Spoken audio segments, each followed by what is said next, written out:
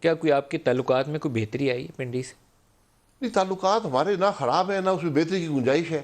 ہم تو کہتے ہیں ملک کا نظام آئین کے مطابق ہو. اس پر اگر ہم کمپرومائز کر گئے تو پھر معاملہ آگے نہیں چل سکتا، پھر ملک نہیں چلے گا. یہ جو پچھلے چند ایک ہفتوں میں آپ کی جماعت کے سرکردہ لوگ جو بہت زیادہ باتیں کر رہے ہیں کہ نواز شریف آنے والے ہیں، تعلقات ٹھیک ہو گئے ہیں، کوئی بات چیت ہو رہی ہے، خوشی دیکھ رہا ہوں، یا صادق صاحب کہہ رہے ہیں، خواجہ صاحب نے بھی کہا کہ پہلے چینج کا وہ سوچ رہے تھے، وقت مناسب نہیں ہے، تو some thing is happening behind the sense. مجھے کسی بات کا علم نہیں ہے. ٹی وی پروگرام پر ہم جاتے ہیں، آپ سوال کرتے ہیں، ہم جواب دے دیتے ہیں. اس کو آپ مختلف جو ایاز اینکرز صادق ہیں. بالکل نئے ایم این اے تو نہیں ہے، پرانے ایم این اے ہیں. نہیں، سارے ہم سب پرانے ہیں. آپ مجھ سے سوال ہوا کہ آپ کی پارٹی کا امیدوار. میں کہ ہمارے پارٹی کے صدر شہباز صاحب ہیں، وہی امیدوار ہوں گے. اس کا یہ مطلب نہیں ہے کہ کل شہباز صاحب بھی امیدوار ہوں گے، لیکن یہ میرا جواب ہے آج کے حالات کو دیکھ کر. تو یہی ابھی بات. بھی آپ اس پہ قائم ہیں کہ امیدوار آپ کی جماعت سے شہباز شریف ہی ہیں؟ جی، میں آج وہی ہیں.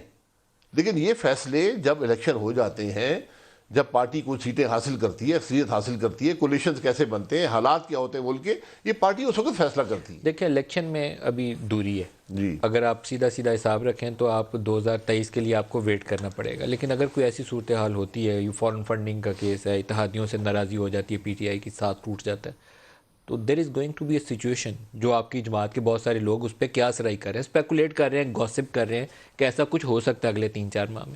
ویسی صورتحال بنتی ہے تو پھر تو ان ہاؤس ہوتا ہے نا، ان ہاؤس دیکھیے چینج ہوتی ہے. پارلیمانی نظام میں کسی وقت کچھ بھی ہو سکتا ہے، کسی وقت بھی الیکشن حکومت ٹوٹ سکتی ہے. اب بات یہ ہے کہ حکومت جو ہے وہ قائم کیسے ہے. میں آپ کو یہ پرسنل نالج بتا رہا ہوں. کم از کم 20 M N A P T I کے ایسے ہیں جو حکومت کے ساتھ رہنا نہیں چاہتے، لیکن وہ کہتے ہیں کہ ہم دباؤ برداشت نہیں کر سکتے، ہم ٹیلی فون کالوں کی مار ہیں. تو جب یہ نظام آئین کے مطابق ہوگا، جب یہ بیساکھیاں ختم ہوں گی، حکومت ایک دن نہیں رہ سکتی.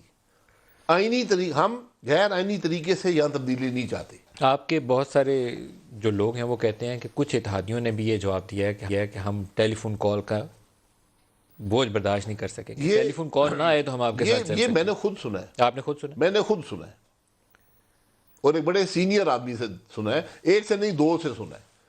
انہوں نے پبلکلی بات کی. کہ ہم فون کال کا جب بوجھ وہاں نہیں اٹھا بات سکتے. ہوئی، وہاں 10-12 لوگ کھڑے تھے. انہوں نے کوئی چھپانے کی کوشش نہیں کی کہ آپ کو کان میں کہہ دیا. انہوں نے کہا جی یہ ہمارے ساتھ ہوا ہے جب جوائنٹ سیٹنگ تھی. تو یہ چیزیں جب تک ختم نہیں ہوں گی ملک نہیں چلتے.